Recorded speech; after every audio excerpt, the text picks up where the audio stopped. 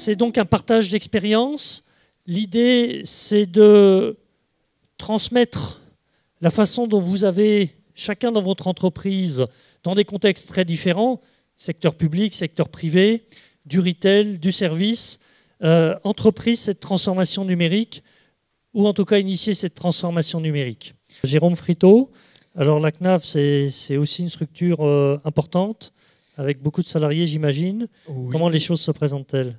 Alors, bonjour à toutes et à tous. Effectivement, la CNAV, c'est le service public de la retraite. C'est le premier opérateur de retraite en France. 17 millions et demi d'actifs qui cotisent. J'imagine pas mal parmi vous, qui le savent ou non, qui s'y intéressent ou pas, en fonction de l'âge souvent, malheureusement, parce qu'on commence à penser à ces sujets-là souvent après 55 ans.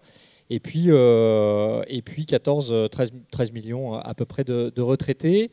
Donc un sujet extrêmement prégnant qui a fait d'ailleurs une des parties du programme politique, la campagne électorale en particulier. Je passerai évidemment le RSI qui est un de nos sujets de préoccupation également. La CNAV, c'est en France 13 500 collaborateurs, donc répartis entre les CARSAT, donc les organismes provinciaux, et la CNAV en Ile-de-France, principale donc de la retraite. En Ile-de-France, opérateur direct, 3 500 salariés répartis sur une trentaine de sites à Paris, en Ile-de-France plus particulièrement, et à Tours avec un très grand centre informatique. Je ne suis pas là aujourd'hui parce que nous recrutons un DSI et pourtant l'information est authentique. Donc je reste quand même ouvert à toute discussion. Avec probablement des candidats dans la salle. Avec les uns et les autres. On en a déjà 150, mais je suis preneur de quelques candidatures complémentaires, le cas échéant. On est en train d'organiser les entretiens. Ceux qui sont dans la salle sont d'un niveau très haut. Mais très haut. Les enjeux le sont aussi. Et ça m'amène évidemment à mon propos sur la culture, sur la transformation numérique. C'est vrai qu'on observe chez nous une transition numérique depuis déjà une bonne dizaine d'années à travers nos systèmes d'information qui sont déjà extrêmement évolués malgré finalement l'image parfois poussiéreuse qu'on a du service public, et alors du service public de la retraite sans doute encore un peu plus. Nous avons quand même des très très gros sujets de big data. On est en train de concevoir actuellement pour 70 millions de Français quand même un référentiel de gestion des carrières unique où vous aurez toute votre carrière tracée sur un même répertoire, que vous ayez cotisé dans le régime des fonctionnaires à celui des travailleurs indépendants ou le régime général, ce qui est quand même pas rien et qui ferait rêver quand même pas mal de GAFA en termes de données intégrées là-dessus. Donc des progrès majeurs qui ont été enregistrés sur les 15 dernières années, y compris dans l'interaction avec les services, avec les assurés, nos clients. Même si on les appelle pas toujours comme ça, on les appelle plutôt assurés, mais c'est des clients captifs.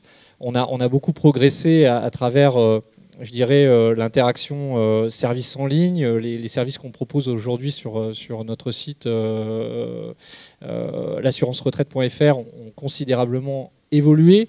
Mais je dirais qu'aujourd'hui, notre challenge, il est de sortir, je dirais, de notre gestion du digital et de l'interaction avec le public tel qu'il a toujours existé. Je dirais que c'est vrai que dans le secteur privé, finalement, ce qui guide, ce qui est le moteur d'une transformation digitale, c'est souvent effectivement la concurrence, l'objet même de l'activité, et puis évidemment les attentes des clients qui guident finalement très largement la transformation. Chez nous, je dirais qu'il y a deux enjeux et deux moteurs principaux. C'est à la fois bien les attentes des assurés qui sont souvent guidés par le besoin de voir le moins possible l'opérateur, d'être finalement dans une relation très dématérialisée et d'avoir tout un tas de services qui permet finalement de traiter de ces simplifications administratives à domicile et à travers un portail Internet. Pour autant, c'est vrai que ces simplifications, ces besoins de dématérialisation progressive, ils se gèrent chez nous, malheureusement pas toujours de manière innovante, parce que pour moi, innover, notamment en matière digitale, ce n'est pas penser un service public numérique, c'est finalement faire et produire éventuellement un résultat inattendu. Et c'est comme ça que finalement les grandes innovations ont apparu dans notre société. Chez nous, on travaille beaucoup en mode projet finalement, avec une date de début, une étendue fonctionnelle, et puis finalement une date de fin avec des contraintes et un sacro-saint principe qui finalement chez nous crée beaucoup de contraintes, c'est l'égalité de traitement sur le territoire. C'est-à-dire qu'à la différence d'Uber, on ne va pas aller chercher uniquement les clients de tel âge qui travaillent dans une grande métropole. On va aller chercher tous les clients, je dirais comme la Poste, à qui on doit, qui va livrer le courrier dans le petit village auprès de la personne âgée qui ne peut pas aller même jusqu'à sa boîte aux lettres. Chez nous, c'est un peu pareil. Et c'est vrai que ce n'est pas ça qui produit les plus grandes innovations. Donc finalement, l'enjeu chez nous, aujourd'hui, c'est innover de l'intérieur et créer cette transformation digitale auprès des salariés. Faire du salarié le levier principal de cette transformation et plus finalement capitaliser sur quelques geeks qui sont généralement à la DSI et qui vont penser le service public numérique de demain à la place de l'ensemble finalement des acteurs qu'on a dans notre service public. Et donc pour ça, on travaille sur pas mal de leviers et je dirais même que la quantité fait plus que la qualité de manière assez exceptionnelle, parce que généralement c'est un discours que je ne tiens pas, on est très attaché à la qualité chez nous, mais ici la quantité est très importante, la quantité d'actions qu'on mène. Alors c'est vrai qu'on a travaillé sur la flexibilité à travers notamment le développement du travail à distance. On a 20% de télétravailleurs à la CNAV, ce qui est quand même pas l'idée qu'on peut se faire du travail dans un service public.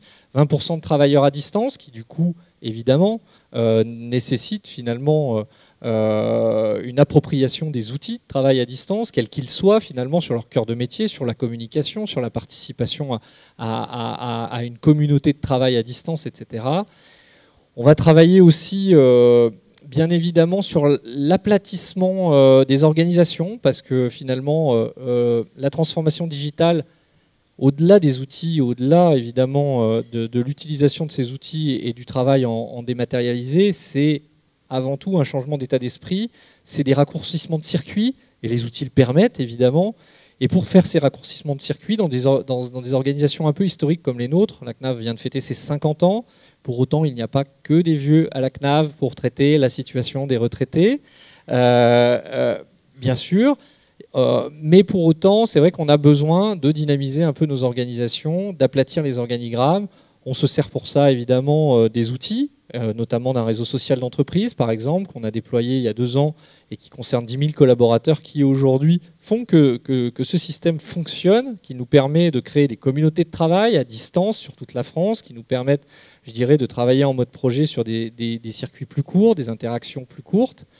Et puis, on va essayer progressivement de s'inspirer de méthodes, évidemment, de méthodes plus agiles, en s'inspirant de start-up avec lesquelles on travaille de plus en plus. Start-up, mais aussi, par exemple, sur la dimension SI à laquelle j'imagine pas mal sont sensibles, pour accélérer, je dirais, la transformation de nos systèmes d'information. On a lancé un hackathon et un partenariat avec l'école 42, l'école de développement de Xavier Niel, qui nous permet, je dirais, de mixer, alors non pas de confier les clés du camion à des étudiants de 19 ans, c'est pas le sujet, c'est de mixer, je dirais, les compétences et les méthodes de travail d'étudiants qui effectivement sont dans une école un peu hors norme et qui vont se mixer avec des salariés de chez nous. Et on est extrêmement attentifs, nous, à ne pas démontrer à nos salariés qu'ils sont has-been hors système et que maintenant on va passer aux méthodes Scrum et que eux sont encore au cycle en V en 2 ans avec les étendues fonctionnelles et la définition du cahier des charges par la direction de la maîtrise d'ouvrage, mais au contraire essayer de capitaliser sur les forces et faiblesses des uns et des autres, et on voit bien que chacun peut s'apporter. Et d'ailleurs, j'aurais beaucoup à dire sur les étudiants de l'école 42, mais ça serait un autre débat. Tout ça pour vous dire que pour moi, j'ai vraiment cette conviction profonde que la transformation digitale dans nos grosses organisations, c'est pas les outils. Et pourtant, il y aurait beaucoup à dire aussi sur les outils. Et dans mon environnement, je dis bien dans mon environnement, je prends des précautions oratoires, où la cybersécurité est un enjeu extrêmement prégnant. Je peux vous dire que les DSI, ou en tout cas les équipes SI, ne sont pas toujours facilitatrices dans la transformation digitale, tant la schizophrénie liée à la conciliation entre politique de sécurité des systèmes d'information et transformation digitale est prégnante. C'est vrai qu'on gère des très gros enjeux, mais c'est vrai aussi du coup que quand on veut digitaliser notamment la fonction RH, ce que j'essaye de faire aussi, est très compliqué parce qu'on utilise souvent les mêmes règles de sécurité pour les 70 millions de Français et toutes les données qui sont hébergées sur nos serveurs que pour ce que je veux faire avec un chatbot et une petite intelligence artificielle qui va me gérer les règles administratives de base dans la relation avec le salarié.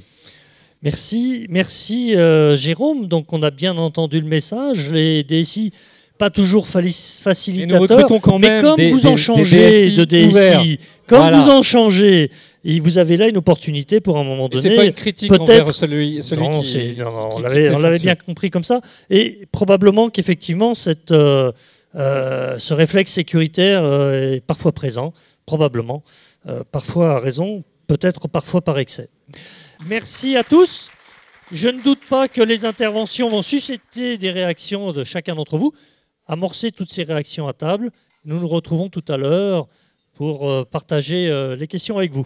Bon appétit à tout le monde.